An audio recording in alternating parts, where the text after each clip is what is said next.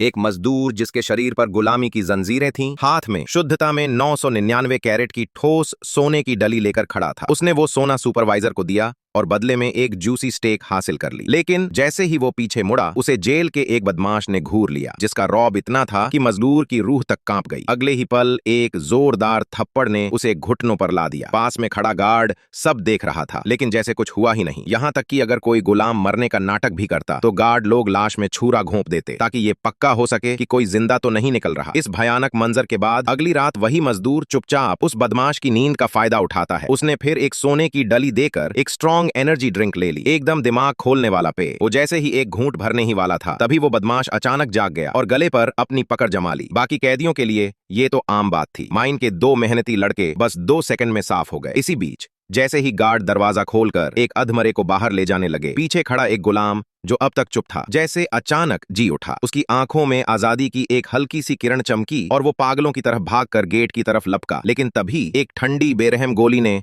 उस उम्मीद को हमेशा के लिए खामोश कर दिया। रघु, वो सबसे चालाक और शांत लड़का, एकदम समझ गया कि इस जगह से बाहर सिर्फ लाशें जाती हैं। बस फिर क्या था, उसने कुछ ऐसा किया जिसकी किसी को उम्मीद नहीं थी। वो उसी ताजा सोने की डली को पूरी श्रद्धा से उस बदमाश को भेंट करता है। बदमाश ने डली के बदले एक मोटी सी भुनी हुई रान ली, और जैसे ही पहला निवाला लेने ही वाला था, उसे जरा भी अंदाजा नहीं था कि उसकी जिंदगी अब बदलने वाली है।